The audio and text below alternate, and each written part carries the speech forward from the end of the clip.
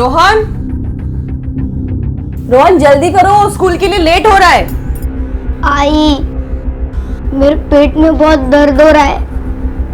काय नाही, सगळे बहाने।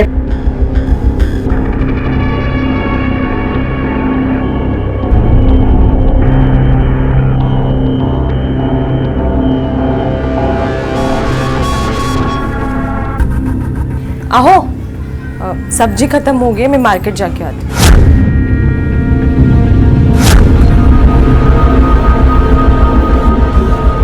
आज के समय में हमारी जिंदगी का दूसरा नाम ही झूठ बनता जा रहा है, मगर किसी ने यह भी सच कहा है कि झूठ के पंख नहीं होते, वो जमीन पर घिसट घिसट कर चलता है। इसीलिए झूठ बोलने वाले का बर्ताव बिल्कुल बदल जाता है, और जब हमारा बर्ताव, हमारे चलने का तरीका बदल जाए तो हमें समझ लेना चाहिए कि हम गलत दिशा में चल पड़े।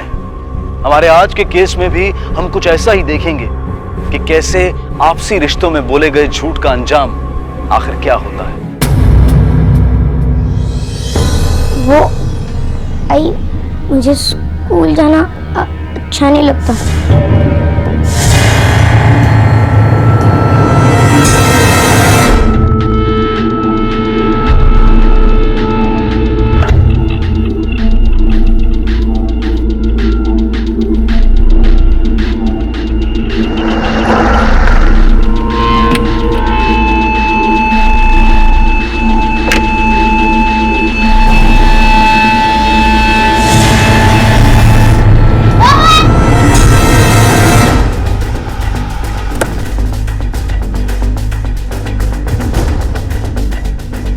सर, मेरा बच्चा कहीं खो गया, आप प्लीज प्लीज उसे ढूंढ दीजिए। बच्चे को स्कूल आपने ड्रॉप किया था? नहीं, मेरे हस्बैंड ने ड्रॉप किया था, मैंने उनको भी इन्फॉर्म कर दिया, वो भी आते होंगे। आपने अपने फ्रेंड्स और रिलेटिव्स से पूछा? हो सकता है बच्चा उनके घर गया हो। पूछा मैंने, लेकिन रोहन वहाँ नहीं है, और वैसे रोहन हमें बिना बताए कहीं जाता ही नहीं है सर। स्कूल में सीसीटीवी तो होगा ना गेट पे? सर गेट के पास है, फेसिंग अंदर की तरफ है, बाहर नहीं। गेट पर वॉचमैन है? हाँ सर, एक छोटू वॉचमैन है, वेरी ट्रस्टवर्दी, काफी सालों से है सर। आप हमें मत बताइए किस पे ट्रस्ट करना है। आपके स्कूल से एक बच्चा गायब हुआ है। Sorry sir. मनोज सर। सबके स्टेटमेंट ले लो। ओके सर, चलो। मुझे आपसे कुछ और सवाल पूछने हैं, आप जरा आइए। सर वैसे तो मैं किसी बच्चे को गेट पे खड़े रहने देता नहीं हूँ, लेकिन आज मैंने रोहन को नहीं देखा। रोहन इसी स्कूल में पढ़ता है ना? हाँ। आखिरी बार कब देखा था आपने रोहन को? 2-2:30 बजे। अच्छा, तो ये वॉचमैन से सब बात हुई, उसने कहा उसने नहीं देखा रोहन को? नहीं, वो था इसी स्कूल में। ठीक ठीक है सर, इसका नाम भरत है, इसने ही सुबह रोहन को देखा था। सर मैंने उसे स्कूल के गेट के इधर देखा था, मैंने उसे आवाज भी दी लेकिन वो भाग गया। सर इधर काफी दिनों से वो बहुत चुप चुप रहने लगा था, पता नहीं क्या हो गया था उसे। आपके स्कूल में कोई स्टाफ या कोई टीचर कोई ऐसी हरकत तो नहीं करता था जिससे रोहन को स्कूल आने से डर लगे? नहीं सर, आज तक हमारे स्कूल में ऐसी कंप्लेंट नहीं आई। दिव्या, क्या हुआ, कुछ पता चला? नहीं। मिल जाएगा। सब तेरे बच्चे को कुछ पता चला? अभी तक तो नहीं। बच्चे को सुबह आपने स्कूल में ड्रॉप किया था? हाँ सर, सुबह स्कूल के गेट पे छोड़ा था मैंने उसे। तो आपने उससे पूछा नहीं कि क्या बात है? इसने उसको डांटा था तो मुझे लगा नाराज होगा, इसलिए नहीं पूछा मैंने। अच्छा, हमें बच्चे की फोटो चाहिए।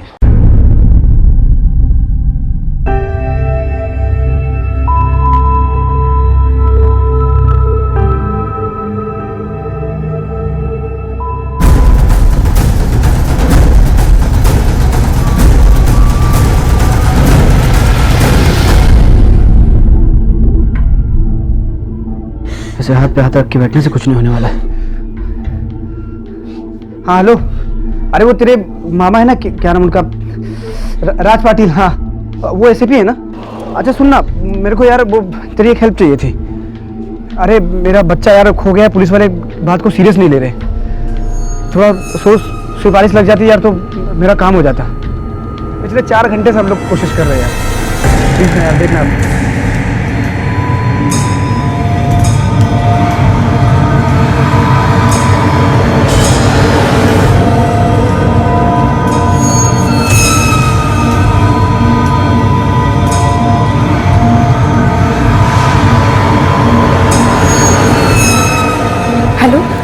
हेलो, पुलिस पूछताछ कर रही थी, कहीं कहीं ऐसा ना हो कि उन्हें हमारे बारे में पता चल जाए। मुझे बहुत डर लग रहा है।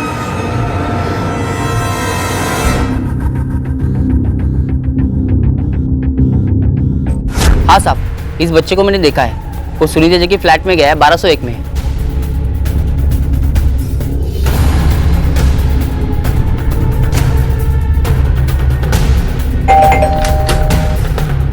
रोहन का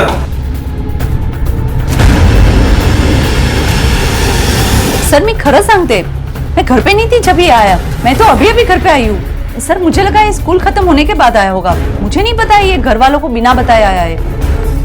आप रोहन के पेरेंट्स को जानती हैं? हाँ सर, ट्यूशन में मिले। रोहन के परिवार को बता दो कि रोहन मिल गया और पुलिस स्टेशन आने के लिए बोलो। Okay sir. चलो बेटा। चॉकलेट्स पसंद है तुम्हें? हाँ। वो जो समोसा लेने गए ना अंकल, उनसे मंगवाता हूँ। मंगवाऊं? तो फिर बताओ। ऐसे ही आज स्कूल जाने का मन नहीं था तो बंटी का घर स्कूल के पास ही है तो वहां चला गया। स्कूल जाने का मन क्यों नहीं था बेटा? मला सांग, शाळेत तुला कोणी त्रास देता का? डरो मत बेटा। अगर तुम्हें कोई स्कूल में परेशान करता है तो मुझे बताओ। बेटा आपको किसी से घबराने की जरूरत नहीं है। सर एक मिनट। बघा जरा। सर बच्चे के पेरेंट्स का फोन स्विच ऑफ है। तुमने उन्हें इन्फॉर्म तो कर दिया था ना कि बच्चा मिल गया? इन्फॉर्म तो कर दिया था, उन्होंने कहा तुरंत पहुंचेंगे, लेकिन उसके बाद से फोन स्विच ऑफ है। तब तो आ जाना चाहिए। बड़े लापरवाह माँ बाप है। चलो हम इसे छोड़ देते हैं। सर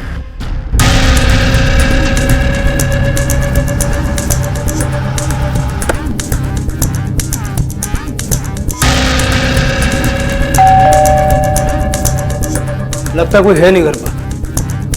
बेटा रोहन, तुझ्याकडे आजी आजोबाचा नंबर है? मैंने टाइम नहीं देखा था साहब। मैं आपको एग्जैक्ट टाइम तो नहीं बता पाऊंगा, पर हाँ 5 साढ़े 5 बजे के आसपास वो यहाँ से निकले थे। बहुत जल्दी में थे साहब। मैंने जाते जाते पूछा तो बोले कि रोहन मिल गया है। ठीक है बेटा, किसके साथ गए थे? अपने फ्रेंड के घर तुम कैसे पहुंचे? बोलो। रोहन, रोहन। आजोबा। अरे आजी। बाबू रोहन। मुझे लगा इसका किसी ने किडनैप कर दिया। कार ट्रक ने इससे टक्कर होकर इसके हाथ पैर तो ठीक है ना? तो ठीक है ना? लेकिन मैं तो बंटी के घर गेम्स खेल रहा था। हाँ हाँ, हाथ पैर सब ठीक है, लेकिन तूने तो हमें डरा दिया था ना बेटा। 1 मिनट जरा आइए बात करने।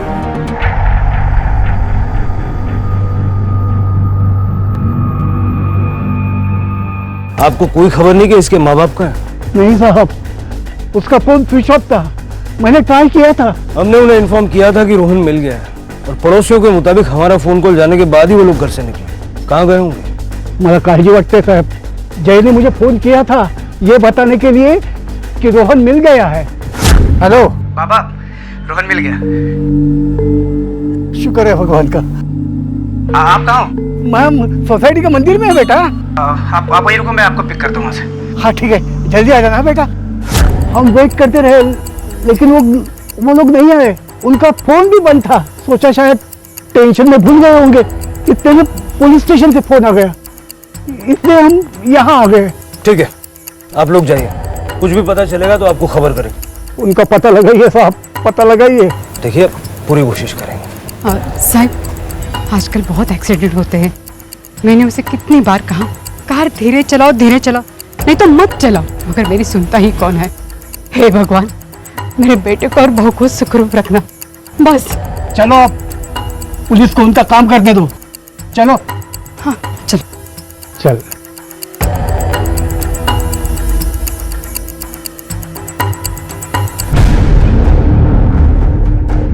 मनोज रोहन के माँ बाप जयदेव और दिव्या की कॉल रिकॉर्ड्स और मोबाइल लोकेशंस की हिस्ट्री निकालो। Okay sir. सर जयदेव और दिव्या पवार के मोबाइल लोकेशन और कॉल रिकॉर्ड मिल गए हैं। दोनों के मोबाइल लोकेशन सेम थी। मोबाइल फोन स्विच ऑफ करने से पहले जब उन्होंने हमारा कॉल रिसीव किया था तब वो यहीं थे, मतलब अपने घर पे ही थे शायद। उसके बाद जयदेव के फोन से तुरंत एक कॉल अपने पेरेंट्स को जाता है, मतलब बच्चे के दादा दादी को। फिर वो नंबर ट्रेवल करता रहता है और फाइनली उसकी लोकेशन दादा दादी के बिल्डिंग के पास वाले मंदिर की दिखाती है। वहां पहुंच के ही फोन स्विच ऑफ हो जाता है और तब से लेकर अब तक फोन स्विच ऑफ है। लेकिन दादा दादी ने तो हमसे बोला कि जयदेव और दिव्या वहां पहुंचे ही नहीं। सर तब तो दो पॉसिबिलिटीज बनती है, या तो ये लोग घर के आसपास तक गए थे लेकिन अंदर नहीं घुसे, या फिर दोनों झूठ बोल रहे हैं। मनोज, अगर दादा दादी झूठ बोल रहे हैं तो क्यों?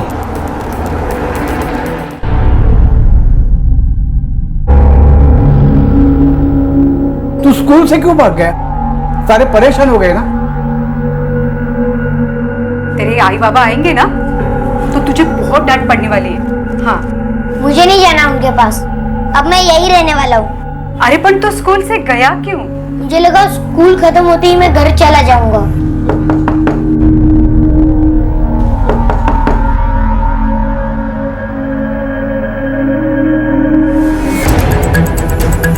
मुझे आपसे कुछ बात करनी है, अंदर आ सकता हूँ?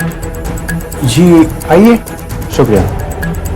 जयदेव और दिव्या के मोबाइल लोकेशन से हमें पता चला है कि वो लोग घर से निकलकर यहाँ आए थे, लेकिन आपने हमें बताया कि आपको लेने वो यहाँ नहीं आए। नहीं साहब, मैंने सच बताया था, इसीलिए तो भागते भागते हम लोग पुलिस स्टेशन आए। तो फिर किधर गए होंगे?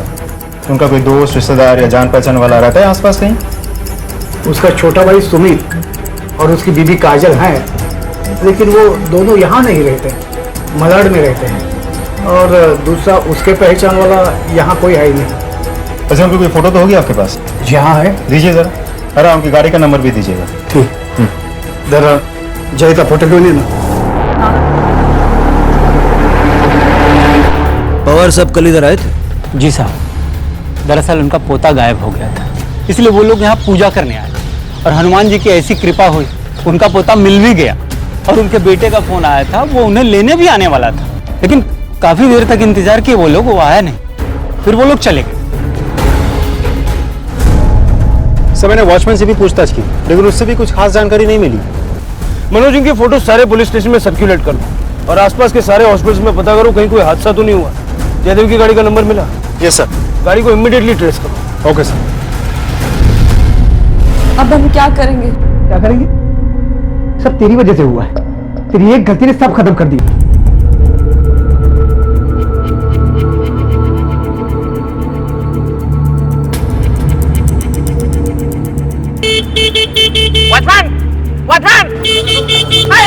जी साहब, गाड़ी किसने लगा इधर? हाँ? पता नहीं साहब, ये गाड़ी कौन लगा के गया इधर? अरे गाड़ी कोई भी खड़ा करके जाता है, तुमको कोई ध्यान नहीं है क्या? साहब, अब बिल्डिंग के बाहर का कोई क्या कर सकता है साहब? कितना हादसा हो रहा है मालूम है? कि कुछ हो गया तो जिम्मेदारी कौन लेगा? तुमको मालूम नहीं है कुछ? क्या सिक्योरिटी गार्ड का काम करता है तुम?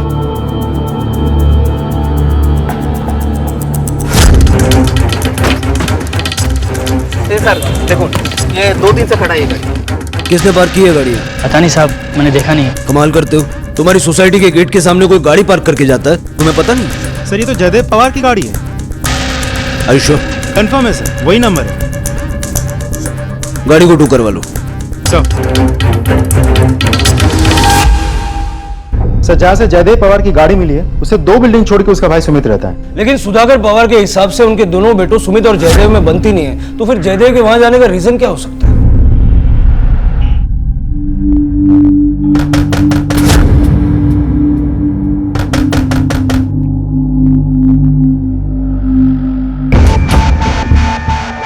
ओ साहब, आओ सुनो तो, क्या हुआ है कुछ बताएंगे? तुम्हारा भाई का कौन? जयदेव? मला नाही माहित. क्या हुआ सुमित? ये पुलिस? भाऊनी काहीतरी केलं. मैं तो पहले से ही बोलता था कि वो सारे आखिरी बार कब मिले थे अपने भाई से? यही कोई तकरीबन 2-3 महीने पहले मिला हूंगा उससे। आपके भैया और भाभी दोनों लापता है और उनकी गाड़ी यहाँ से 2 बिल्डिंग छोड़ के मिली है। तो साहब हम लोग क्या करें? उसकी गाड़ी है, वो कहीं पर भी रखे। मेरे पास अपनी पुरानी 2 व्हीलर है जो बिल्डिंग के नीचे ही खड़ी रहे। वो आपके पास नहीं आए? उसे जरूरत ही क्या, और अगर आता भी ना तो धक्के मार के निकाल देता उसे मैं। एक तो जात के बाहर वाली लड़की से शादी उसने की और सजा हम लोग को मिल रही। वो कैसे? पैसे। नया बिजनेस शुरू करने के लिए बाबा मुझे पैसे देने वाले थे, लेकिन जयदेव घर छोड़कर चला गया। बाबा को लगा कल उठकर अगर मैं भी घर छोड़कर चला गया तो उनका क्या होगा, इसलिए उन्होंने मुझे पैसे देने से इनकार कर दिया। और एक दिन जब मैं अपना हिस्सा मांगने लगा प्रॉपर्टी में तो उन्होंने मुझे भी घर से निकाल दिया। चल निकल जा, बाबा कुछ नहीं मिलेगा तुझे। बड़ा आया हिस्सा मांगने के लिए, बड़े बेटे ने नाक कटवा दिया अनाथ लड़की से शादी करके, और तू आया हिस्सा मांगने? कुछ नहीं मिलेगा, चल निकल जा, कुछ नहीं मिलेगा। बाबा मला माझा हिस्सा पाहिजे। नहीं मिलेगा, निकल जा मेरे घर से, कुछ नहीं मिलेगा तुझे। आओ जाओ द्या ना साहब, मेरे को तो उसके बारे में बात ही नहीं कर। अगर आपका भाई यहाँ है या उसके बारे में कोई भी खबर मिले, सबसे पहले आप हमें बताइए। मनोज बड़ा ही अजीब भाई, इतनी बड़ी बात हो गई और उससे कोई फर्क ही नहीं पड़ता।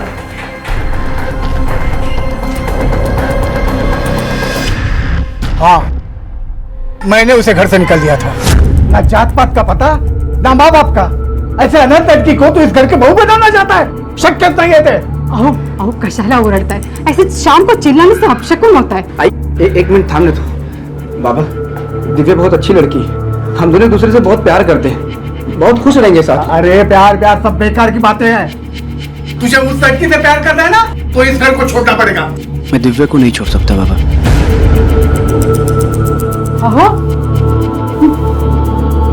घर से भी और विल से भी। मतलब आपने सब कुछ सुमित के नाम कर दिया? उसके नाम पर कैसे करता सर? क्यों? वो तो एक नंबर का निकम्मा लड़का है। उसकी बीबी भी वैसे ही, न काम का न काज का, दुश्मन अनाज का। किसी भी नौकरी पे टिकता नहीं है, हर जगह से निकाल दिया जाता है।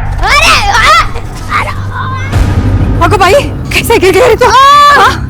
उठ उठ उठ। कैसे लगा? कितनी बार बोला ही तुझे, देख कर काय खेलक? हाँ, मला वाटलंच काहीतरी होणार म्हणून। चल। उस लड़की दिव्या ने बहुत कोशिश की संबंध बनाए रखने की, पर जब रोहन का जन्म हुआ तब इसने भी कहना शुरू कर दिया, अब भूल जाओ बीती बातों को, जो हुआ सो हुआ। सो मैंने भी माफ कर दिया। यानी सुमित की जयदेव से दुश्मनी थी? उसकी किसी के साथ दुश्मनी नहीं हो सकती, वो तो सिर्फ सबसे नाराज होता है। आपको फिक्र नहीं होती अपने बहू बेटे की? फिक्र है ना साहब, मैं जानता हूँ वो वापस आएंगे। अपने बेटे के बिना वो नहीं रह सकते। तब तक हम भी अपने पोते के साथ दिन बिता लेंगे। अजीब बात है मनोज, माँ बाप बेटे बहू को मानते नहीं थे, लेकिन पोते को चाहते, और भाई भाभी उनसे चलते थे। और दादाजी का इस तरह से जयदेव को घर और विल से निकाल देना और वापस अपना लेना, और अब बैठ के बेटे और बहू के वापस आने का इंतजार करना। जाहिर सी बात है कि इन सब चीजों से सुमित भी ज्यादा खुश नहीं होगा, तो कुछ तो मिसिंग है। सबसे इंपॉर्टेंट चीज ये है कि जयदेव और दिव्या का आपस में रिश्ता कैसा है। सब दोनों गए तो गए कहाँ होंगे? न रोड एक्सीडेंट, न ट्रेन एक्सीडेंट, न हमारे पास किसी भी अनहोनी की कोई खबर। जिस तरह से वो गाड़ी पार्क करके भागा है, कोई ना कोई प्रॉब्लम तो जरूर है सर।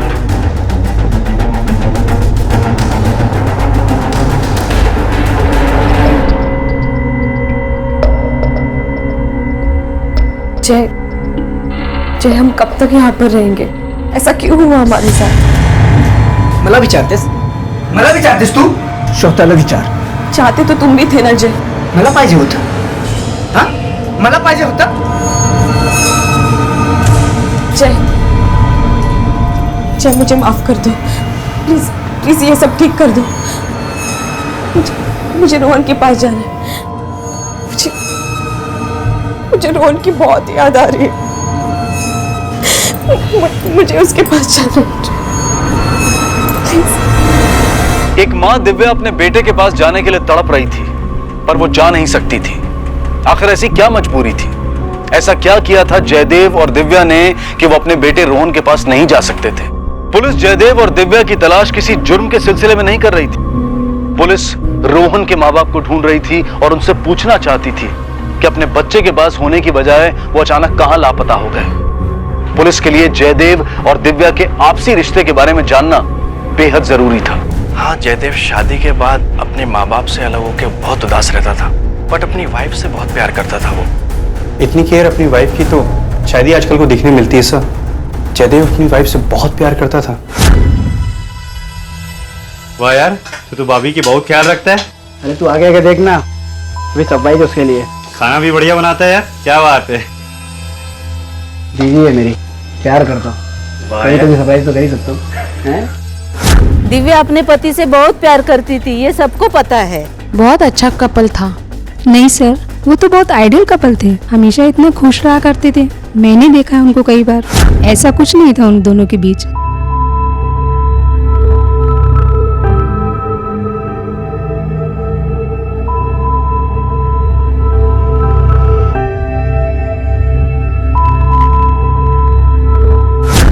जो अपने पत्नी से बहुत प्यार करता है वो पत्नी भक्ति हो सकता है ना सर, इसीलिए हम सबको छोड़कर चला गया है वो। सर वो दोनों तो एक दूसरे से बहुत प्यार करते थे, लेकिन एक दिन दिव्या क्या जरूरत है दूसरे बच्चे का? हम अपनी लाइफ में खुश है ना। पर जय आप रोहन के बारे में सोचो। Hello ma'am. Hello. Hello sir, how are you? I am good, how are you? Fine sir. अच्छा ठीक है, मैं तुमको शाम को लेने आता हूँ। ठीक है। मैम क्या हुआ, कुछ परेशानी है? अरे कुछ नहीं यार, चलो। Thank you. दादाजी, मैं सोच रहा हूँ कि मैं भी आपके साथ यही रहूंगा। अरे पण तू असं कसं बोलतोयस? तुझ्या आई बाबा के पास जाना ही होगा। मुझे नहीं जाना उनके पास। तुझी आई तुला त्रास देते? आई तो ठीक है, मगर बाबा वो हमेशा मुझ पर चिल्लाते रहते, नहीं तो चुपचाप बैठ जाते, जैसे अभी आप बैठे हो। बहुत बोलता है, जब देखो ये ऐसे गेम खेलते रहता है। ऐसे गेम खेलने से भविष्य नहीं बनता। जा शाळेत जा, थोडं शिक जा। झाला ना नाराज? अरे बिल्कुल माँ पे गया है, बदतमीज कहीं का।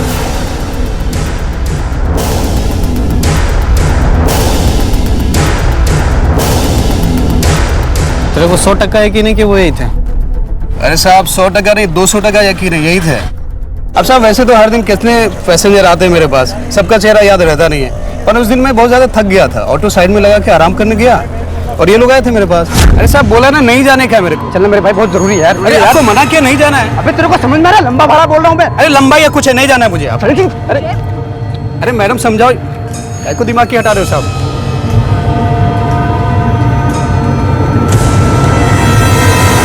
और उसी बीच में मेरा दोस्त राधे आया ऑटो लेके, वो उनके साथ चला गया। राधे का फोन नंबर है? अरे साहब लो ना, 98210 लिखो साहब। जैसे रिस्क से उठाया था। वैसे रिस्क में कहाँ? चेक नाका के पास से साहब। तुमसे बात हुई थी? वैसे तो हम लोग तब तक नहीं बोलते जब तक पैसेंजर बात नहीं करता, लेकिन उस दिन ट्रैफिक बहुत था तो वो जल्दी करने को बोल रहे थे। अरे ये भाई थोड़ा एक्सीलेटर पे जोर दे, जल्दी चल। ट्रैफिक बहुत है साहब, ऐसे में क्या जल्दी करूं मैं? छे तुम्हें वो जगह याद है जहाँ उनको छोड़ा था? जी साहब। चलो।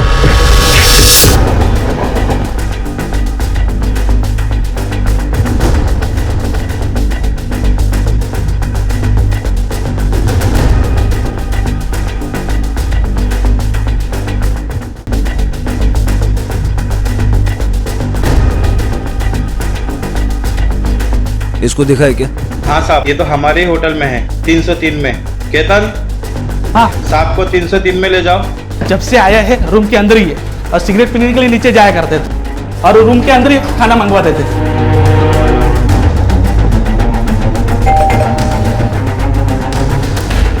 दरवाजा क्यों खोल रहा? पता नहीं साहब, कल रात को ही खाना दिया था, आज सुबह से दिखाई नहीं दिया। दरवाजा खोलो। ठीक है, चाबी लेके आता हूँ।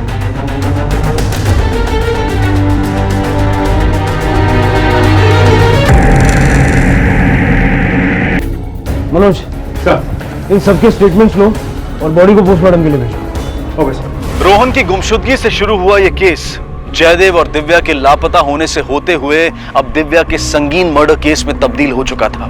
जयदेव और दिव्या जो एक दूसरे से बेइंतहा प्यार करते थे, जिनके प्यार की लोग मिसालें दिया करते थे, आखिर उनकी ऐसी क्या मजबूरी थी कि अपने बेटे के पास वापस आने की बजाय वो खुद एक होटल में छिप कर रह रहे थे। और सबसे बड़ा सवाल यह था कि दिव्या की मौत के बाद जयदेव कहां गायब हो गया था। पुलिस के लिए केस अब और पेचीदा हो गया था। आखिर कहां था जयदेव? क्या उसकी जान भी खतरे में थी? जयदेव को ढूंढ निकालना अब पुलिस के लिए बेहद जरूरी हो गया था। देखिए, आपकी बहू की मौत का हमें बहुत अफसोस है, लेकिन मौत के तुरंत बाद से आपका बेटा जयदेव पवार मिसिंग है। तुम्हाला काय म्हणायचं? मेरे लड़के ने उस औरत को मार दिया? मला काहीच म्हणायचं नाही, लेकिन शक की सारी सुइयां आपके बेटे की तरफ जाती हैं। मेरा लड़का किसी को मार नहीं सकता। ये सब उस औरत की वजह से हुआ है। किसी ने मार दिया उसे और सारा शक मेरे लड़के को पर आ रहा है। जीते जी तो उसने हमें अलग कर दिया, अब मरने के बाद भी हमारी जिंदगी बर्बाद कर रही है वो। आपको कुछ कहना? अब इसे क्या पूछ रहे हैं, मैं बता रहा हूँ ना। आप कुछ देर शांत रहिए, बोलिए। नाही साहेब, मला काही माहिती नाहीये, मुझे पता नहीं ये सब कैसे हुआ। पर साहब, सुबह से मेरी बाई आंख फड़क रही है, मुझे लगा कुछ ना कुछ जरूर बुरा होगा और झालं। अब से रोहन घर पे या साहब इसकी बातें आपसे कहना कुछ देर शांत रहिए। आप रोहन के बारे में बता रही थी। हाँ सर, जब से रोहन घर आया है तब से मम्मी पापा के घर नहीं जाऊंगा ऐसे रट लगा के बैठा है।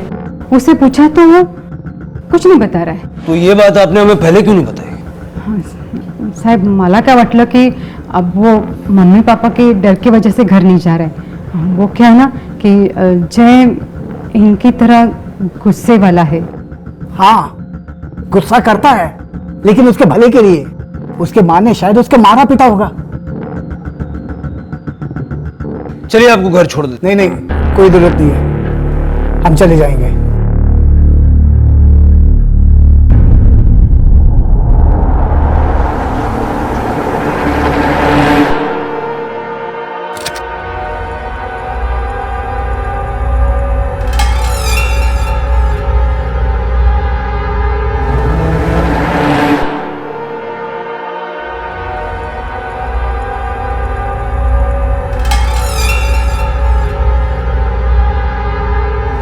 बोल रे कशाला बोलवलं मला इथे? अरे सुमित, आलस तू? सुमित, मुझे तेरी मदद चाहिए। देख, मेरे पास दूसरा कोई जगह नहीं है जाने को। मला थोड़े पैसे पाहिजे। मी कशाला करू तुझी मदत? हाँ? तुम्हारी वजह से आज ये मेरी हालत है। ना तो मेरे पास कोई ढंग का काम धंधा है, ना ही अपना घर है और ना ही पैसे। तो जो तेरे पास नहीं उसका जिम्मेदार मैं थोड़ी हूँ। और भूल गया तू, जब भी तेरे को मदद की जरूरत थी तो मैंने हर बार तेरी मदद की। तुम दोनों की वजह से मेरी जिंदगी बर्बाद है। ये बक भाऊ, मेरे से बहस मत कर, मैं तेरी कोई मदद नहीं कर सकता। हे सुमित, बात सुन। तेरे को मदद नहीं करनी थी तो फिर आया क्यों इधर? पहला मना करना चाहिए था ना तेरे को। तेरी हालत देखने आया था। तेरे को ऐसे हालत में देख के मैं कितना खुश हूं ना, मैं नहीं बता सकता तेरे को। तेरी बहनी कौन वही नहीं रे? तूने दूसरे जात वाली लड़की से शादी नहीं की होती ना तो बाबा ने तेरे को घर से नहीं निकाला होता। तेरा सारा गुस्सा बाबा ने मुझ पर निकाला और मेरे को भी घर से बाहर निकाल दिया। तेरी बहनी का किसी ने मर्डर कर दिया। अरे पहले ही मर गई होती ना तो अच्छा होता। भाऊ, तेरे आवाज से ना मैंने डरने वाला हूँ। हालत तक स्वतःची पैसे पाहिजे था। सुमित सुमित, मेरी बात सुन। सुमित, मैं तेरे हाथ जोड़ता हूँ भाई। भाई मुझे पैसे की बहुत जरूरत है। अरे हाथ भाई, मेरी मदद करना भाई। सुमित सुमित सुमित, मेरी मदद कर दे यार भाई। सुमित,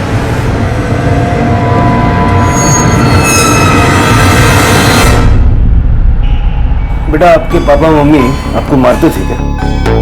बहुत डांटते थे क्या? अच्छा ये बताओ, वो दोनों आपस में लड़ते थे क्या? बच्चे को किसी ने डराया धमकाया है क्या? नहीं सर, जब से वो यहाँ आया है तब से किसी ने नहीं डराया है। एक मिनट सर।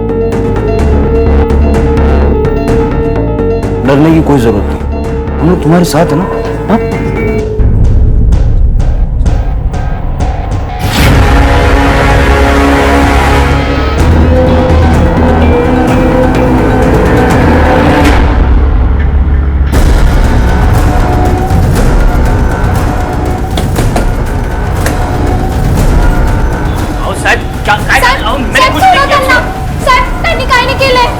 उन्होंने कुछ नहीं किया।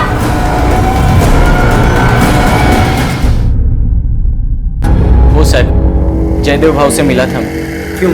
उसे पैसों की जरूरत थी इसलिए उसने मिलने बुलाया था। पैसों की जरूरत किस लिए? वो तो नहीं पता सर। जिस जगह पे तू उससे मिला था वो दिखा हमें। चल।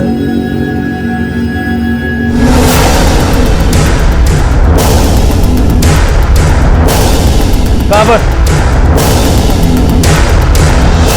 ये आईतेज बैठला होता तो साहब। उसके बाद वो कहाँ गया क्या किया मुझे कुछ नहीं मालूम।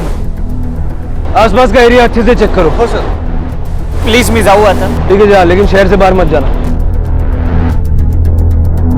मनोज, इस पे भी नजर रखो। Okay sir.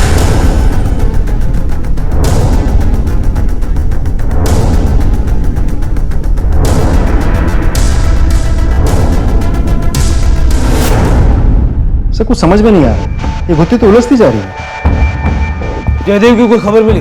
सर रेलवे फाटक के मार्केट के आसपास हमारी पूछताछ जारी है, लेकिन अभी तक कोई इन्फॉर्मेशन नहीं मिली। मनोज, जयदेव का मिलना हमारे लिए बहुत जरूरी है, क्योंकि ये भी हो सकता है कि वो खुद किसी खतरे में।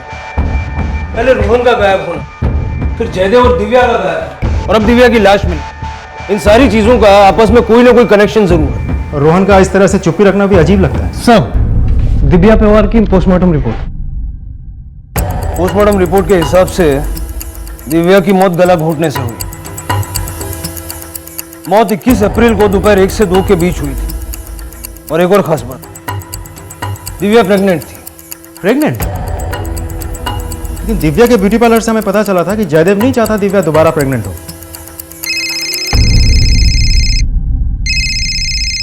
हेलो, अभी आता हूं।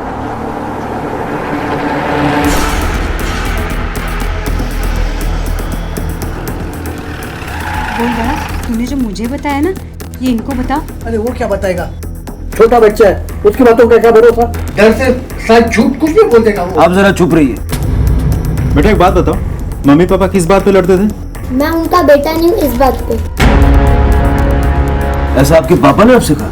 पहले पापा कहते थे, फिर दोनों लड़ते थे, इसलिए मम्मी भी प्यार नहीं करती थी। मुझे पहले से पता था उसका कैरेक्टर अच्छा नहीं है, ऐसी जाति मेरे लड़की। पवार साहब, बेटा पापा और क्या कहते थे? हमेशा डांटते रहते थे, तू मेरा खून नहीं इसलिए तेरे कम मार्क्स आते हैं, और दिन भर खेलते रहता है। ठीक है, तुम खेलने जाओ। आप लोग जानते हैं कि दिव्या प्रेग्नेंट थी? क्या? नहीं, आपको किसने बताया? पोस्टमार्टम की रिपोर्ट के हिसाब से मौत के समय दिव्या प्रेग्नेंट थी। उसका किसी से कोई अफेयर वगैरह? सर, दिव्या का दोबारा प्रेग्नेंट होना और जयदेव का रोहन को एक्सेप्ट ना करना, ये दोनों एक ही बात की तरफ इशारा कर रहे हैं। हो सकता है कि दिव्या का किसी के साथ कोई अफेयर था और शादी के बाद उसकी जिंदगी में वो दोबारा आने की कोशिश की। मनोज, लेकिन ये बात तो अब भी समझ में नहीं आ रही कि अगर बच्चा मिल गया था तो उसके बाद वो दोनों क्यों भागे? दिव्या और जयदेव दोनों के कॉल रिकॉर्ड्स है ना? Yes sir. हर नंबर पे फोन करो और पता करो दिव्या के नाम पे कोई और सिम रजिस्टर्ड है क्या।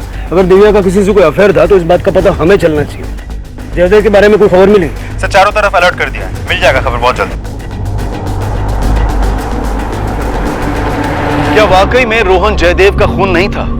कहते हैं कि बच्चे मन के सच्चे होते हैं, और अगर रोहन की बात सच थी तो क्या दिव्या का किसी के साथ अफेयर था?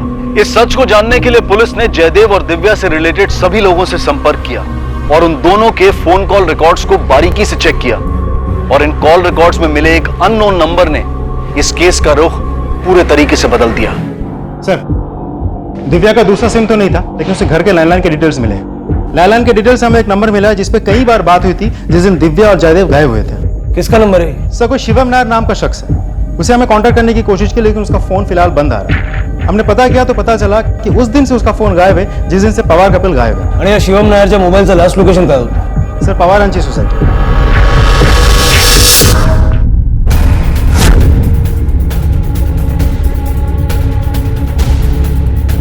कितने दिन से बंद है ये घर? साहब 8-9 दिन से साहब आए ही नहीं।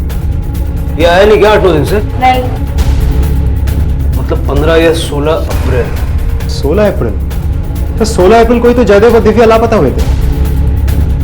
मनोज, सर्च वारंट निकल। Okay sir.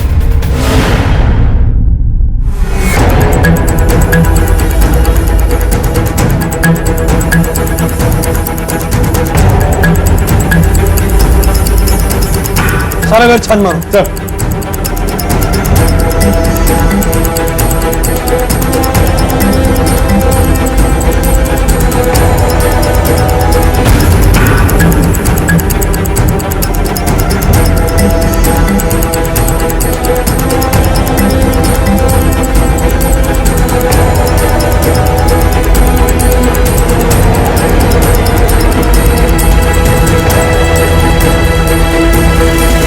शिवम की मौत ने अब इस केस को एक दोहरे हत्याकांड में बदल दिया था।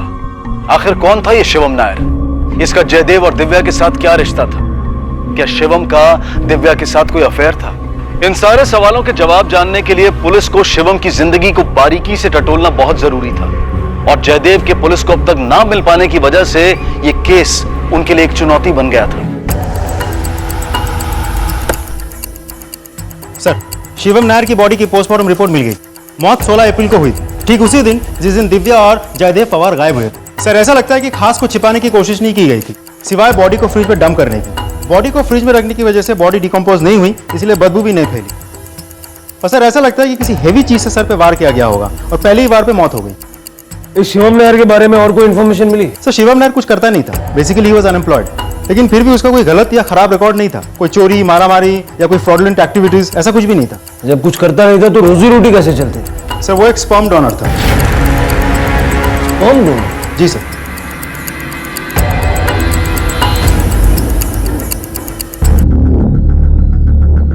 हाँ, ये शिवम नायर ही है। एक्चुअली ये हमारे यहाँ स्पर्म डोनर है। और इन्हें जानते हैं आप? अरे ये तो मिस्टर एंड मिसेस पवार है। एक्चुअली इन दोनों ने आर्टिफिशियल इंसेमिनेशन का फैसला किया था, तो हमने मिसेस पवार को शिवम का ही स्पर्म डोनेट किया। आपके यहाँ डोनर और रिसीवर की इंफॉर्मेशन सीक्रेट नहीं रखते? नहीं सर, हम लोग रखते हैं, लेकिन इस केस में क्या हुआ था, इन दोनों ने हमको रिक्वेस्ट किया था कि आप हमें उनका नाम और पता बता दो। तो मैंने शिवम को भी पूछ लिया, तो उसे भी कोई ऑब्जेक्शन नहीं था, तो फिर मैंने उनसे मिला दिया। और कोई इन्फॉर्मेशन है जो हमारे काम आ सकती है? हाल ही में मिसेस पवार अकेली आई थी और उन्हें वापस सेकंड चाइल्ड चाहिए था, तो उन्होंने डिमांड की थी कि उन्हें शिवम का ही स्पर्म चाहिए, और हमने उनको दे दिया। जयदेव और दिव्या के बीच में कैसे संबंध? बहुत ही अच्छे थे सर, काफी हैप्पी कपल था, बहुत प्यार करते थे अपने वाइफ से। मनोज, अब तक एक भी शख्स ऐसा नहीं मिला जिसने ये कहा कि जयदेव और दिव्या के बीच में बनती नहीं थी। सब यही कह रहे हैं कि वो एक अच्छा कपल था, सिवाय उनके बेटे रोहन के। हो सकता है शिवम नायर ने रोहन पे हक जताना शुरू कर दिया हो और पवार दंपति को ब्लैकमेल किया हो, और इसी के चलते दोनों पति पत्नी ने मिलकर शिवम को मार दिया और खुद भी गायब हो सकता है। और जब जयदेव को दिव्या की दूसरी प्रेगनेंसी के बारे में पता चला तो उसने गुस्से में आके दिव्या को भी मार दिया। मनोज, इस जयदेव का मिलना बहुत जरूरी है। जहां उसने गाड़ी पार्क की थी, जहां वो सुमित से मिला था, सारे एरिया में सर्च इंटेंसिफाई कर दो और उसकी फोटो न्यूज़पेपर में भी छाप दो। Okay sir.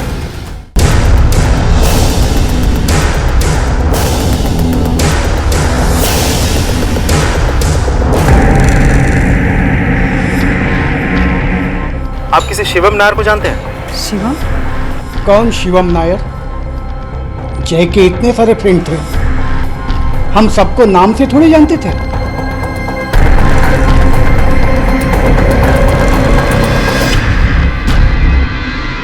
ये अंकल भी तुमको प्यार करते थे? ये कौन से अंकल है?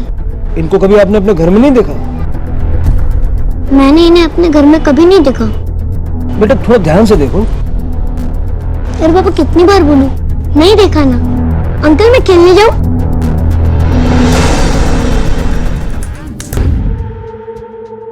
अभी हम पुलिस स्टेशन नहीं जा सकते, कुछ दिनों के लिए हमें कहीं छिपना होगा। मगर रोहन? अरे तू रोहन की टेंशन मत ले, उसको आई बाबा संभाल लेंगे। इतना प्यार करने वाली पत्नी मिली थी तुम्हें, जिसने ऐसे वक्त पे भी तुम्हारा साथ दिया, उसे क्यों मार दिया? हम दोनों एक दूसरे से बहुत प्यार करते थे, लेकिन उस दिन वो दिव्या, दिव्या, जल्दी चलो, पुलिस को हमारी गाड़ी मिल गई। पुलिस कभी यहाँ पर पहुंच सकती है। मगर रोहन? अरे रोहन को मार गोली, उसको आई बाबा संभालेंगे, तू चल मेरे साथ। नहीं, मैं रोहन को अकेला छोड़ के कहीं नहीं जा सकती। अरे तेरा दिमाग खराब हो गया क्या? तू रोहन के चक्कर में फंसाएगी हमें, चल मेरे साथ। मैं रोहन को अकेला छोड़ के कहीं नहीं जा सकती, मैं उसकी माँ हूँ। लेकिन मैं उसका बाप नहीं हूँ। नाजायज है। रोहन नाजायज नहीं है। एक और बार अगर तूने रोहन का नाम लिया ना तो तुझको जान से मार दूंगा। मैं पुलिस को जाके ये सब सच बताऊंगी। बहुत होशियार समझता था ना तू अपने आप को, लेकिन एक बात तू भूल गया, जो उनकी फितरत ही ऐसी होती, करने वाले को भी नहीं बख्शता। अक्सर हम प्यार में अपने आप से कुछ उम्मीदें कर बैठते हैं और ना चाहते हुए भी हम उन सभी उम्मीदों को पूरा करने में लग जाते हैं, भले ही हम उससे खुश ना हो। और कई बार हमारा यही रवैया हमें अपराध करने पर मजबूर कर देता है। जयदेव के साथ भी ऐसा ही कुछ हुआ। अपनी खुशी को भूलकर वो दिव्या के लिए रोहन को अपनी जिंदगी में ले तो आया, पर उसे कभी अपना नहीं पाया, और इसी घुटन ने जन्म दिया अपराध बोध को। झूठ की जिंदगी कभी लंबी नहीं होती, और खासकर उस झूठ की जो अपने आप से बोला गया। इसी विचार के साथ अब मैं अनूप सोनी आपसे विदा लेता हूं। फिर मुलाकात होगी अगले एपिसोड में एक और चौंका देने वाले केस के साथ। तब तक अपना और अपने परिवार का ख्याल रखें और देखते रहें क्राइम पेट्रोल डायल 100। सबक एक को, सीख हम सबको। जय। नमस्कार, आदाब। क्राइम पेट्रोल डायल 100 में आप सबका स्वागत है। हम सब अपने जीवन में मुसीबतों का सामना करते हैं, छोटी हो या बड़ी, हम सब की जिंदगी में कोई ना कोई परेशानी लगी रहती है। लेकिन कभी कभी इन परेशानियों से निजात पाने के लिए हम ऐसा अजीब सा हल ढूंढ निकाल लेते हैं और ये भूल जाते हैं कि वो किसी और की समस्या का कारण बन सकता है या फिर हम खुद उसका शिकार बन सकते हैं।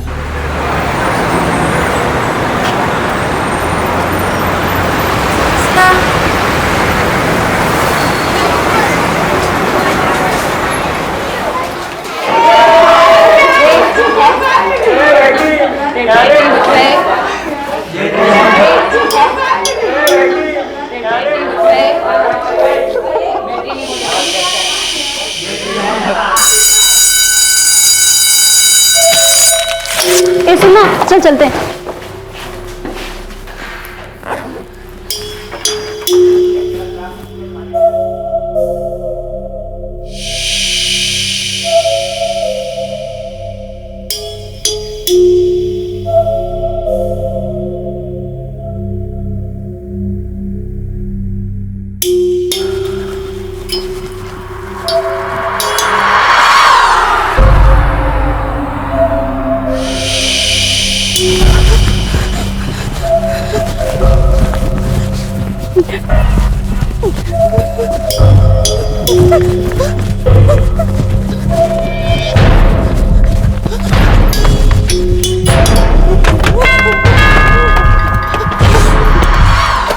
क्या हुआ? तू बार-बार वो मेरे पीछे कर रहा है। कोई नहीं है, देख। कोई नहीं बेटा, चल, कुछ नहीं होगा, चल।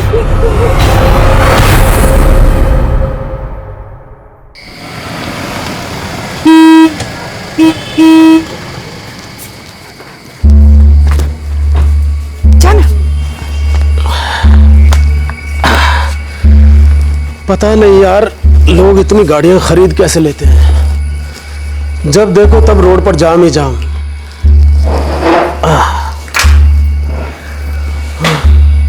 काजल कहाँ है? आई नहीं कोचिंग से? हाँ?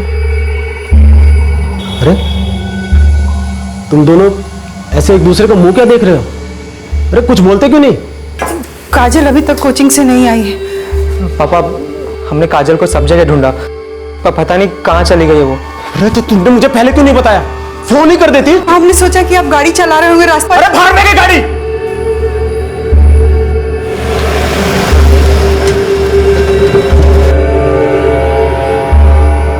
कब से लापता है आपकी बेटी और घर से किसके साथ निकली थी? काजल 4 बजे शाम को अकेले कोचिंग गई थी। वापस नहीं आई तो हमने कोचिंग में फोन किया तो पता चला कि वो कोचिंग पहुंची ही नहीं। जब ये घर से निकली इसने पहना क्या हुआ था? पिंक कलर का टॉप, जीन्स और ग्रे कलर का जैकेट पहनी थी। वो अकेली कहाँ जाएगी सर? मुझे तो बहुत घबराहट। तुम उसे अकेले जाने क्यों दिया? तुम में से कोई उसके साथ नहीं जा सकता था क्या? पापा, वो रोज अकेली तो जाती है और हमें क्या पता था कि इस बार ऐसा कुछ हो जाएगा। अरे तो प्रॉब्लम बता के आती है क्या? राकेश जी, 1 मिनट, काजल का मोबाइल नंबर दीजिए। जी, काजल के पास फोन नहीं है। आप लोग रहते कहाँ हैं? हमारा घर शताब्दी रोड के पास है। सर प्लीज मेरी बेटी को ढूंढ दीजिए सर, पता नहीं किस हालत में होगी सर, प्लीज। राकेश की 16 साल की बेटी काजल कई घंटों से लापता थी। आखिर कहां थी काजल और किस हाल में थी? कानपुर पुलिस फौरन इन सारी पहेलियों को सुलझाने में जुट गई और सबसे पहले उन्होंने रुख किया काजल के कोचिंग सेंटर का।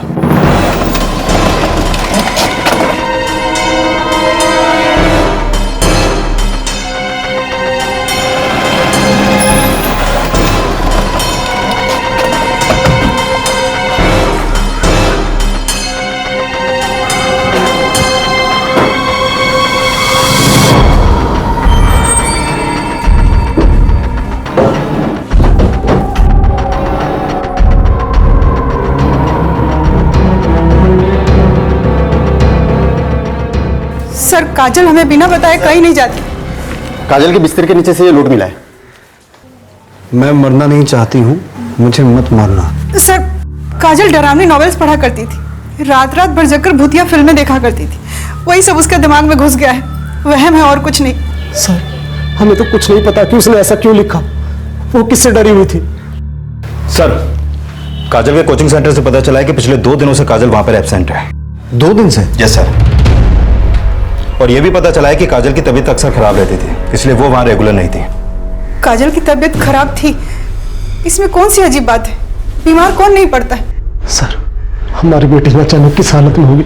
आप प्लीज प्लीज उसे जल्दी ढूंढ दीजिए प्लीज। काजल के बिस्तर के नीचे से मिला ये नोट हमारे लिए इशारा है शर्मा। मुझे दाल में कुछ काला नजर आ रहा है। एक काम करो, काजल की स्कूल फ्रेंड से बात करो। हमें काजल की लाइफ के बारे में और डिटेल में जानना पड़ेगा, तभी जाके ये क्लियर होगा कि ये नोट महज वहम में लिखा गया या फिर इसके पीछे कोई और रीजन है। सर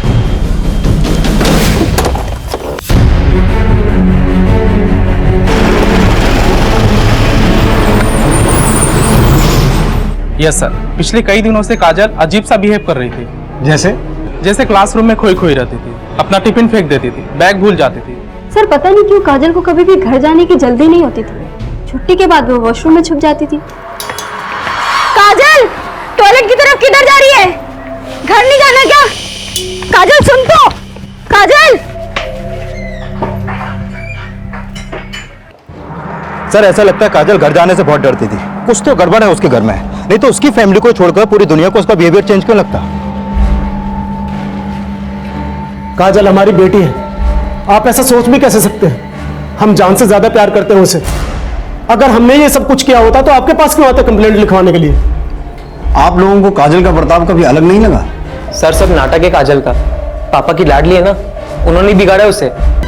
सर एक नंबर की झूठी और मक्कार है काजल, हमेशा ऐसी कुछ हरकतें करके मुझे फंसाती थी।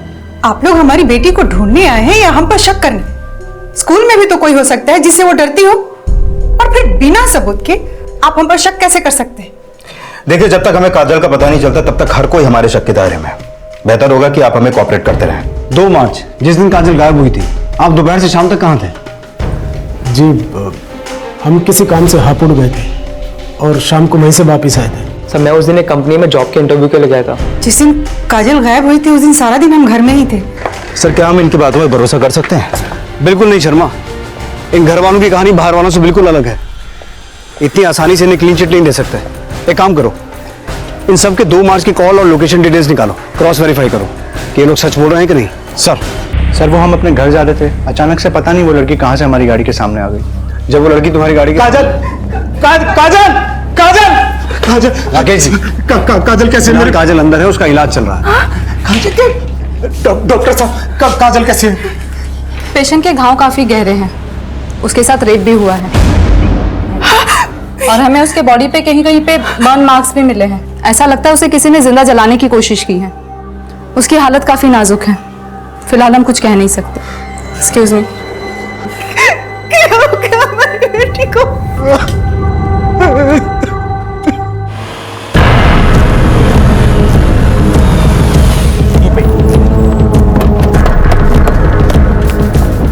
सर यहीं पे वो लड़की मेरी गाड़ी के सामने आई थी। यहाँ? जी सर। लड़की आई किस तरफ से थी? सर इस तरफ से। इधर तो जंगल है। शर्मा अंदर जाके चेक करना पड़ेगा, आखिर ऐसी हालत में लड़की आई कहां से थी। सर ये देखिए, वहां घर जैसा कुछ दिख रहा है। हाँ।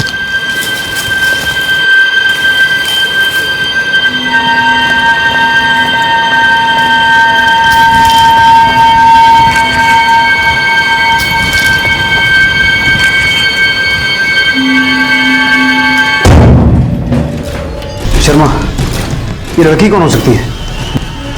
बॉडी पे कोई कपड़ा नहीं है, प्राइवेट पार्ट्स पे फूल रखे हुए हैं, मामला क्या है?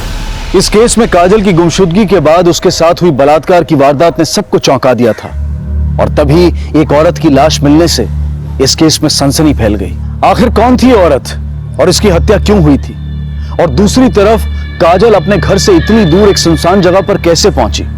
क्या काजल का अपहरण जानबूझकर किसी ने किया था? और काजल का अपहरण करने वाला शख्स कौन था? ऐसे कई सवाल थे जो इस केस को और भी पेचीदा बना रहे थे।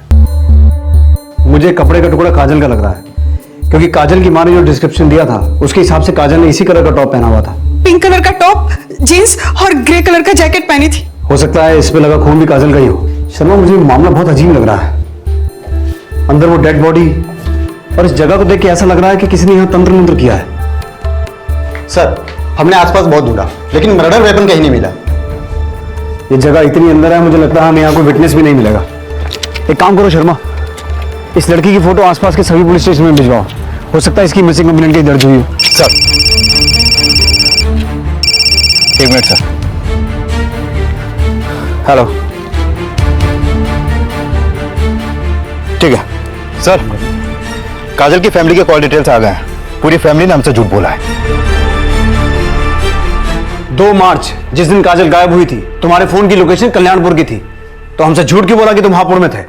जिस दिन काजल गायब हुई थी, आप दोपहर से शाम तक कहाँ थे? जी, हम किसी काम से हापुड़ गए थे। दरअसल सर, हम नहीं चाहते थे कि हमारे घर वालों को इस बात का पता चले। किस बात का? राकेश, माजरा क्या है? माजरा कुछ नहीं है सर। काजल के पापा हमेशा हमारी जरूरतों को फिजूल खर्ची समझते। उस दिन भी हम शॉपिंग करने गए थे, इसलिए झूठ बोल दी। जिस दिन काजल गायब हुई थी उस दिन सारा दिन हम घर में ही थे। सिर्फ इसी वजह से झूठ बोला या इसके पीछे कोई और राज है? और कोई राज नहीं है सर, सिर्फ एक यही राज है कि हमारी एक गर्लफ्रेंड है और उस दिन हम उसी के साथ बाहर डेट पे गए थे। वो एक्चुअली घर वालों के सामने ये सब बात करने में अच्छा नहीं लगता, इसीलिए उस दिन आपके सामने हमने झूठ बोला। सर, मैं उस दिन एक कंपनी में जॉब के इंटरव्यू के लिए गया था। ये एक ही झूठ है कि और कहीं झूठ तुमने छुपा के रखे हैं? नहीं सर, वो हमें सट्टा लगाने की आदत है और कभी कभी पी भी लेते हैं, बस इसलिए झूठ बोला सर। इसे पहचानते हो? नहीं, कौन है? हमें नहीं पता ये कौन लड़की है, हम पहली बार देख रहे हैं। नहीं सर, पहले कभी नहीं देखा। सर, मुझे तो इनमें से एक की बात पर भी भरोसा नहीं हो रहा, क्योंकि जब काजल गायब हुई थी इनमें से एक ने भी सच नहीं बोला था कि उस समय ये कहां थे। और अब इस लड़की को भी पहचानने से इनकार कर रहे हैं जिसकी लाश हमें उस जगह से मिली जहां पर काजल को गायब करके रखा गया था। और सर, मैंने आसपास के सारे पुलिस स्टेशन में क्रॉस चेक किया, इस लड़की की मिसिंग कंप्लेन हमें कहीं भी नहीं मिली। एक काम करो Sharma, national missing person database में भी इस लड़की के बारे में सर्च करो, शायद कुछ पता चले। और इन घर वालों ने अब जिन जगहों के नाम लिए हैं वहां एक बार क्रॉस चेक करो। काजल की क्या रिपोर्ट है? सर, अभी तक उसे होश नहीं आया है। इस केस में आगे बढ़ने के लिए काजल का होश में आना बहुत जरूरी है।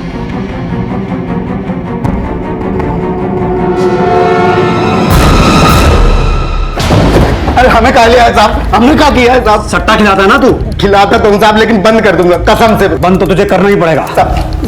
ये बता, 2 मार्च को ये आदमी तेरे यहाँ सट्टा खेलने आया था? ये तो राकेश है साहब, और मेरे यहाँ अक्सर आता है साहब। और 2 तारीख को तो ये 20-30 हजार रुपए हारा भी था। गैम्बलिंग एक्ट में बुक करो इसे। नहीं साहब, हम बंद कर देंगे साहब, बंद कर देंगे साहब हम। यस सर, मैं और हर्ष रिलेशनशिप में हैं। उस दिन हम दोनों साथ में मूवी देखने भी गए थे और हमारे साथ 2-3 दोस्त और भी थे।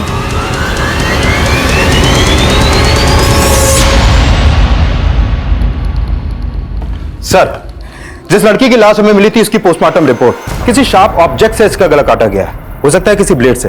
बाकी पूरी बॉडी पे कोई भी इंटरनल इंजरी नहीं है और ना ही इसके साथ कोई सेक्सुअल असॉल्ट हुआ है। मर्डर 3 तारीख को सुबह 8 से 12 के बीच हुआ था। काजल की उस कार से टक्कर भी तो लगभग इसी वक्त हुई थी। हाँ सर। लेकिन काजल का इस लड़की से क्या कनेक्शन हो सकता है? और चौंकाने वाली बात यह है कि जब इस लड़की की डेड बॉडी हमें मिली, इसके बदन पे कोई भी कपड़ा नहीं था, लेकिन इसके साथ कोई सेक्सुअल असॉल्ट नहीं हुआ। वहीं दूसरी तरफ काजल के साथ रेप किया गया। शर्मा, तुम्हें क्या लगता है इस सब में काजल की फैमिली इन्वॉल्व हो सकती है? सर, मैंने रेखा और हर्ष के बारे में अच्छी तरीके से क्रॉस चेक किया, वो दोनों तो सच बोल रहे हैं। वहीं दूसरी तरफ राकेश भी सच बोल रहा है। 1 minute sir. Hello. Okay, thank you sir. Hospital से कॉल था, काजल को होश आ चुका है। चलो।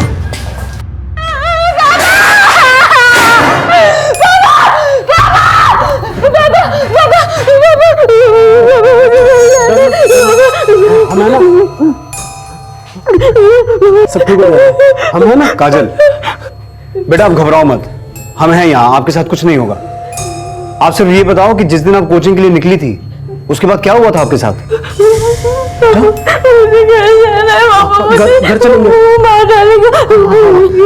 ये आपकी मदद करना चाहते हैं। तुम्हारे साथ जिसने भी ये सब कुछ किया है ना, उसके बारे में बताओ। काजल बेटा, आप हमें सिर्फ इतना बताओ। आई थिंक हमें पेशेंट को अकेला छोड़ देना चाहिए, क्योंकि इसके साथ जो कुछ भी हुआ है उससे ये बहुत ज्यादा डर गई है और उस बारे में बात तक नहीं करना चाहती। I hope you understand, she is very small for all this thing. Sir, Kajal तो कुछ भी बोलने को तैयार ही नहीं है, तो फिर कैसे पता चलेगा काजल और उस लड़की के साथ क्या हुआ था जिसकी लाश हमें मिली थी, जबकि काजल ही इकलौती चश्मदीद गवाह है। सवाल ये है शर्मा कि काजल सचमुच सब कुछ भूल गई है सदमे में, या फिर हमसे सब कुछ छुपा रही है? पापा, मुझे यहाँ नहीं रहना, मुझे घर जाना है। पापा मुझे मार डालेगा। Sir, national missing personal data record से इंफॉर्मेशन हाथ लगी है। इस लड़की का नाम रानी शास्त्री है, उम्र 28 साल। करीब एक हफ्ते पहले दिल्ली में इसकी मां ने इसकी मिसिंग कंप्लेंट दर्ज की थी। दिल्ली में? Yes sir. लेकिन हमें इसकी लाश मिली कानपुर में, वो भी उस जगह जहां काजल को किडनैप करके रखा गया था। शर्मा, अब हमें पता यह लगाना है कि दिल्ली की रानी शास्त्री का कानपुर की काजल से क्या कनेक्शन है। पुलिस को जिस लड़की की लाश मिली थी अब उन्हें उसके बारे में पता चल चुका था, लेकिन हैरानी की बात यह थी कि दिल्ली से लापता हुई रानी आखिरकार कानपुर कैसे पहुंची और उसकी हत्या किसने और क्यों की। दूसरी तरफ काजल अब भी डर के साए से बाहर नहीं निकल पाई थी और यह डर उसके अंदर लापता होने के पहले से देखा गया था। आखिर ऐसी क्या वजह थी कि काजल इतनी ज्यादा डरी हुई थी और उसकी जान को किससे खतरा था। रानी की हत्या और काजल की गुमशुदगी और बलात्कार के मामले को सुलझाने में पुलिस जी जान से जुटी हुई थी, लेकिन इस केस में ऐसे कई सवाल थे जिनका जवाब मिलना बेहद जरूरी था और उन सवालों के जवाब तलाशने के लिए कानपुर पुलिस ने दिल्ली का रुख किया।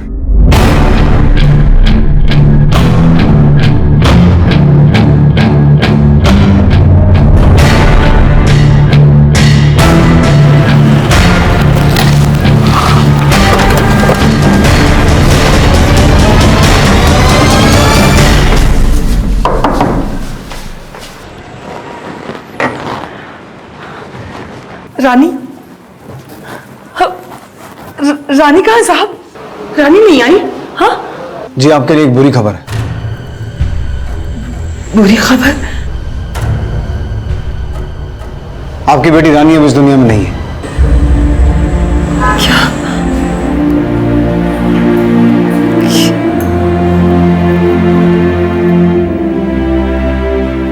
रानी कितने दिनों से लापता थी?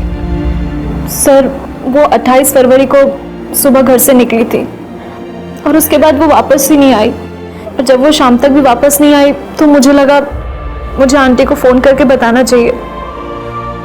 साहब हम अमदाव में रहते हैं। जैसे ही माला ने मुझे फोन किया हम तुरंत वहां से चले आए और आते ही पुलिस में कंप्लेन की। साहब मेरी इकलौती बच्ची थी रानी, बड़ी ही मेहनती थी, नौकरी की तलाश में थी मगर अच्छी नौकरी उसे नहीं मिल पा रही थी। साहब माँ मैं कोशिश कर तो रही हूँ ना, आप चिंता मत करो, कुछ ना कुछ जरूर हो जाएगा।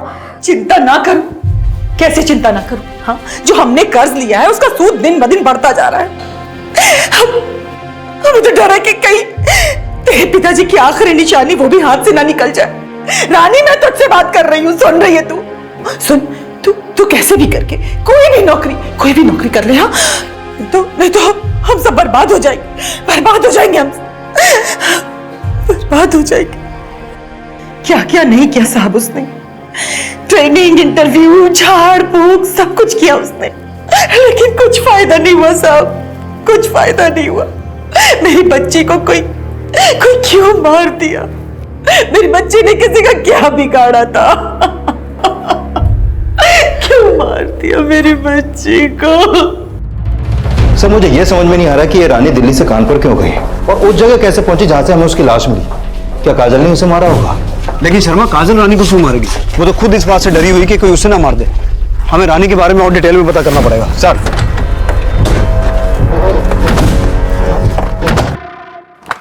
सर रानी की कुछ डिटेल्स मिली हैं। 1 मार्च को रानी ने कानपुर के लिए टिकट बुक की थी और उसके कॉल रिकॉर्ड के मुताबिक वो कानपुर के किसी पंकज बिश्नोई से फोन पे बातें करती थी। पंकज बिश्नोई?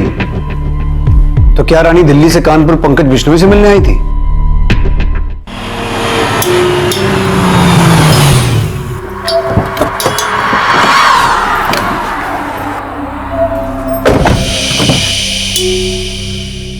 अजय चल बेटा चला।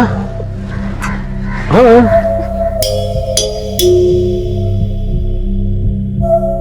पापा है ना?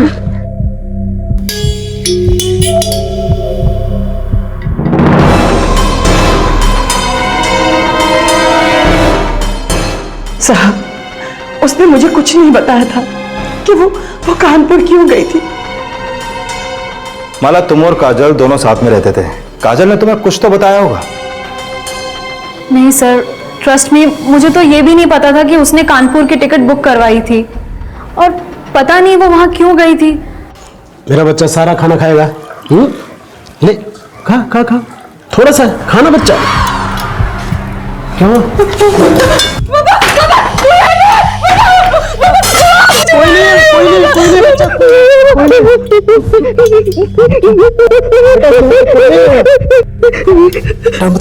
चल चल चल चल, कोई कुछ नहीं कहेगा, हम है ना, चल। सर, ये पंकज पेशे से नाई है और यहाँ पास में ही उसकी दुकान है। नाई? काजल और रानी का एक नाई से क्या कनेक्शन हो सकता है? आओ देखते हैं।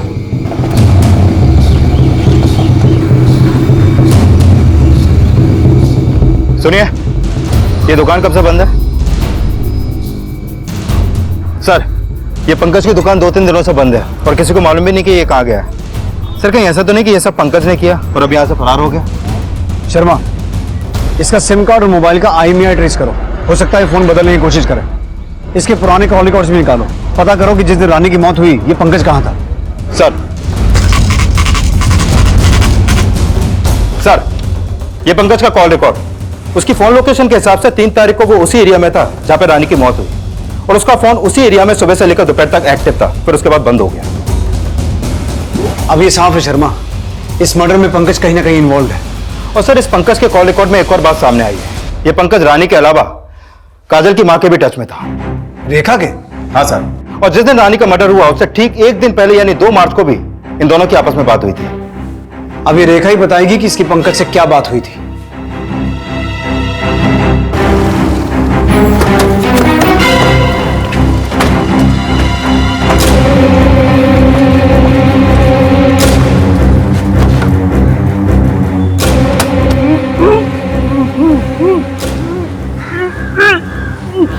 अंदर से किसी की आवाज आ रही है।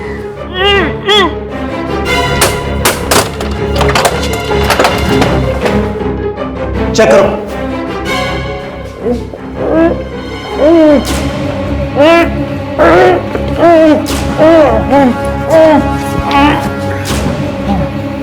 किसने किया है सब?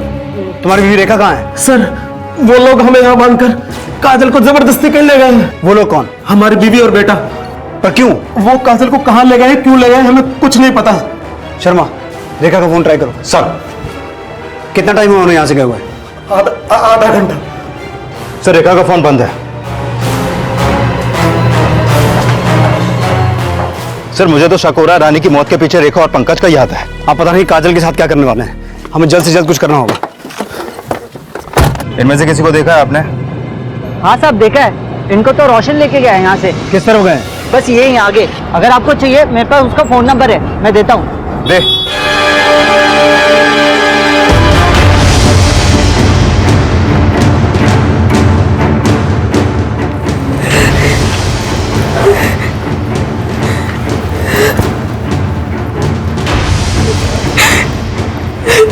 ठीक है सर, मेरी रोशन से बात हुई। उसने उन्हें सीतापुर कानपुर हाईवे पर एक खंडर के पास छोड़ा है।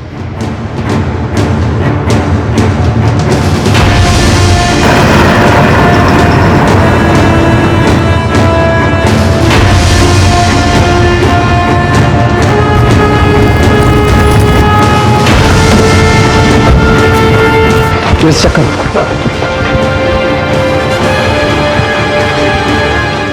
क्या नाटक कर रहे हो ये सब? बंद करो, खोलो इसे, छोड़ो। क्या कर रहे थे तुम लोग वहां? अपनी बेटी की शादी एक बकरे से करवा रहे थे? सर, हम जो कर रहे थे ना, अपनी बेटी के भले के लिए कर रहे थे। काजल पिछले कुछ दिनों से अजीब अजीब बर्ताव कर रही थी।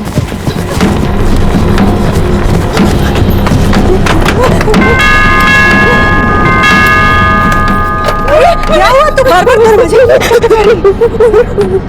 मेरे पीछे कर रहे, मुझे मार डालेगा। मम्मी,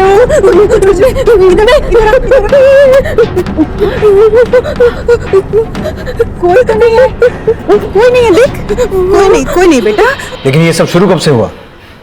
अचानक से एक दिन शुरू हो गया सर, और धीरे धीरे हालत और भी खराब होती चली गई। हम समझ गए थे सर कि काजल के साथ क्या हो रहा है। क्या? आप नहीं मानेंगे, पर उसके ऊपर भूत का साया था। कितना बार उसको समझाया कि रात को खुला बाल खोल के मत घुमा करो, पर हमारी बात ही नहीं सुनती थी। दिमाग खराब हो गया आपका। इस जमाने में भी आप इस तरह की बातों में विश्वास करती हैं? पंकज को कैसे जानती हैं आप? सर, पंकज के बारे में हर्ष ने बताया था। बता दो सर, पंकज पेशे से तो नहीं था, पर हमने सुना था कि वो तंत्र मंत्र भी करता है। पंकज भाई, मेरा प्रमोशन रुका पड़ा है, चलाओ ना कोई चक्कर। अरे तुम तो दुनिया भर के जंतर मंतर भी जानते हो। एक काम करो, आज रात में तुम घर पे आ जाओ, कल तुम्हारे हाथ में सुबह सुबह प्रमोशन लेटर होगा। अच्छा। वो पंकज दुनिया को दिखाने के लिए नाई का काम करता है सर, लेकिन असली काम उसका झाड़ फूक का है। नजर उतारने से लेकर भूत उतारने तक का सब काम करता है। हमने काजल का भूत उतारने के लिए पंकज से बात किया था।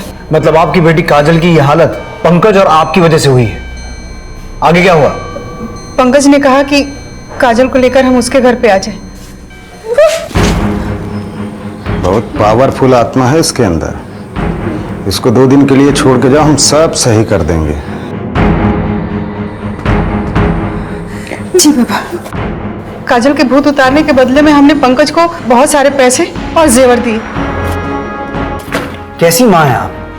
अपनी जवान बेटी को एक अनजान ढोंगी के पास छोड़ाई? तो और क्या करते सर? दुनिया को पता चलता कि हमारी जवान बेटी के ऊपर भूत का साया है तो कौन शादी करता? और हम नहीं चाहते थे कि ऐसी कोई बात हो। और जब दुनिया वालों को यह पता चलता कि आपकी बेटी एक ढोंगी के साथ 2 दिन रह के आई है, तब उसकी शादी हो जाती? उसकी शादी बकरे के साथ क्यों करवा रहे थे? इसलिए कि काजल का भूत बकरे में चला जाए।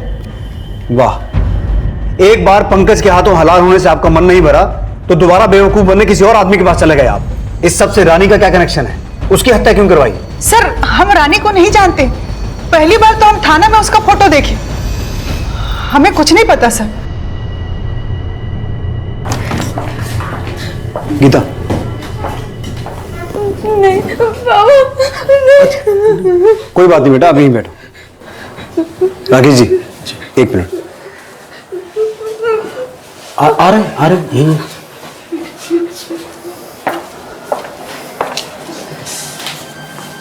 देखिए, मैं जानता हूं कि इस बात को एक्सेप्ट करना थोड़ा मुश्किल है, लेकिन काजल की हालत मेंटल डिसऑर्डर की तरफ इशारा कर रही है। नहीं सर, हमारी बेटी पागल नहीं है। हम भी ये नहीं कह रहे हैं कि आपकी बेटी पागल है, लेकिन मेंटल डिसऑर्डर एक सीरियस इशू है जिसे एड्रेस करना बहुत जरूरी है। मुझे ऐसा लगता है कि हमें काजल को एक साइकियाट्रिस्ट को दिखाना चाहिए, जिसके लिए हमें आपकी परमिशन की जरूरत है। लेकिन सर, काजल की ऐसी हालत नहीं है। आप चिंता मत कीजिए Rakesh ji, I am sure कि इससे काजल की हालत सुधरेगी और हमें भी इस केस में आगे बढ़ने में मदद मिलेगी। प्लीज। देखिए, Kajal is facing an onset of the schizophrenia, fear, distress, paranoia, ये सब इसके सिम्टम्स है। काजल भी इसी बीमारी का शिकार है। अक्सर इस बीमारी में पेशेंट अपने आसपास किसी को देखते हैं और डर जाते हैं, हालांकि ऐसा कुछ होता ही नहीं है।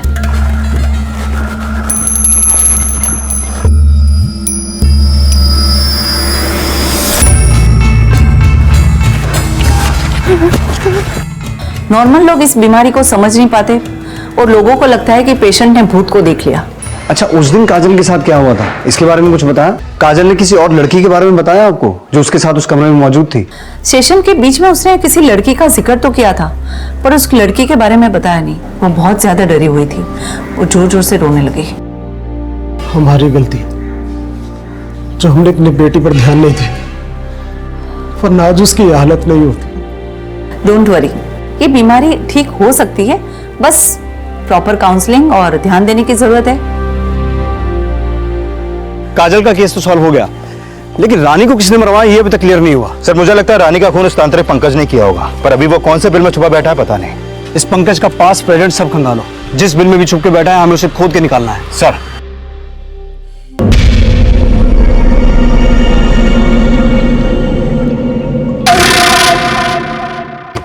सर, एक जरूरी इंफॉर्मेशन हाथ लगी है। 2 साल पहले पंकज की मां का देहांत हो गया था, जिसके बाद गांव की सारी संपत्ति पंकज के नाम हो गई थी। सर, हो सकता है ये पंकज अपने गांव में छुपा बैठा हो। कहां है इसका गांव? खरसोली।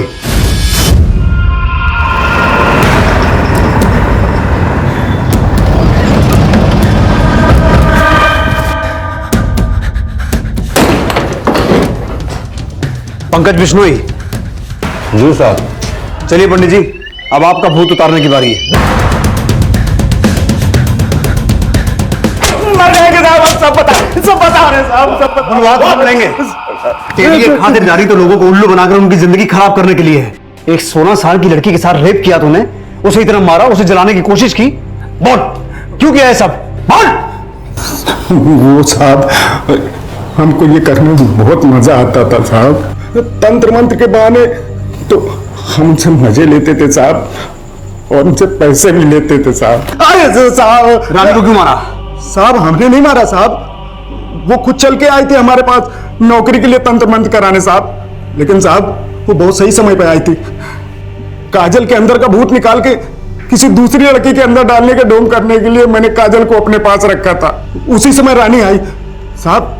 रानी को फंसाने के लिए हमारे दिमाग में एक प्लान आया। झूठ मत बोल, रानी को तू नहीं मारा है, ये बता क्यों मारा?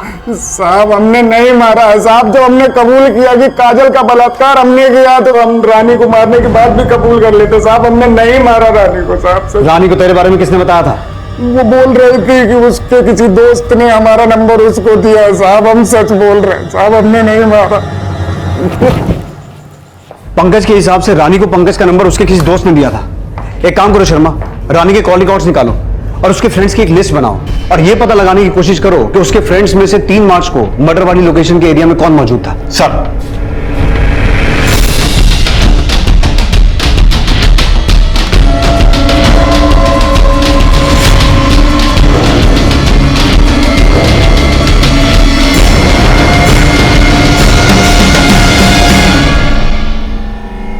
सर, आपका अंदाजा बिल्कुल सही निकला। रानी के कॉल रिकॉर्ड के थ्रू हमें उस शख्स का पता चल चुका है जो रानी के काफी टच में था। कौन है वो?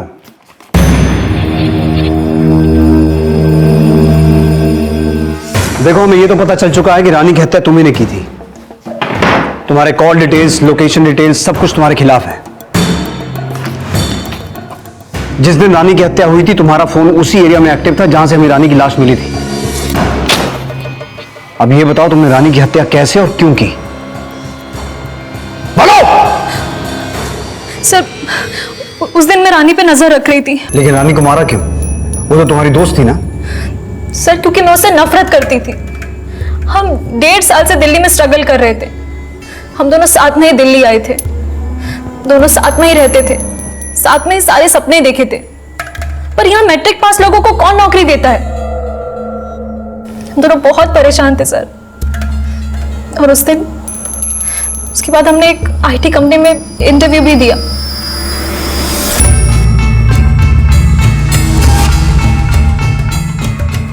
पर सर वहां रानी का सिलेक्शन हो गया और मैं वेटिंग लिस्ट में इंतजार करती रह गई। मुझे बहुत बुरा लगा और फिर मैंने सोचा कि अगर रानी नहीं रहेगी तो ये जॉब मुझे मिल जाएगी। कौन था? कुछ नहीं, वो लेटर आया था, हमने इंटरव्यू दिया था ना वहाँ से। एक्चुअली मुझे वेटिंग लिस्ट में रखा है और शायद जल्दी सिलेक्शन हो जाए। मेरे लिए कोई लेटर आया क्या? नहीं, शायद उन्होंने तुझे रिजेक्ट कर दिया है। कोई बात नहीं।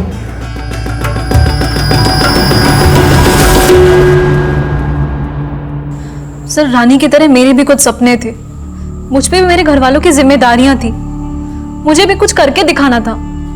और फिर मेरे घर वालों ने मुझे अल्टीमेटम दिया कि अगर इस बार मेरी जॉब नहीं लगी तो मेरी शादी करवा देंगे, फिर चाहे मेरी मर्जी हो या ना हो।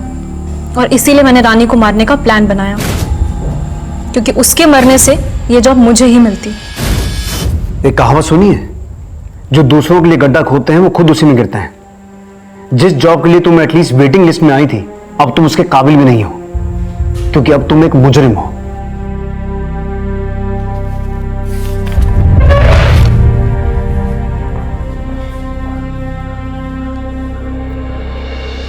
माला का लालच रानी की मौत की वजह बना।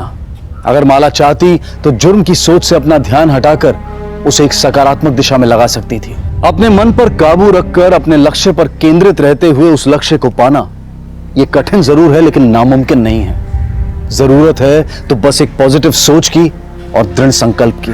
काजल की मां की अंधश्रद्धा ने काजल को इस उम्र में वो सब कुछ देखने पर मजबूर कर दिया जिसे शायद वो जिंदगी भर नहीं भुला पाएगी। माला को आईपीसी की धारा 302 के तहत हत्या के लिए और उस ढोंगी बाबा को धारा 375 और 376 के तहत बलात्कार के जुर्म में गिरफ्तार किया गया है। अब मैं अनूप सोनी आपसे विदा लेता हूं फिर मुलाकात होगी अगले एपिसोड में एक और चौंका देने वाले केस के साथ। तब तक अपना और अपने परिवार का ख्याल रखें और देखते रहें क्राइम पेट्रोल डायल 100। सबक एक को सीख हम सबको।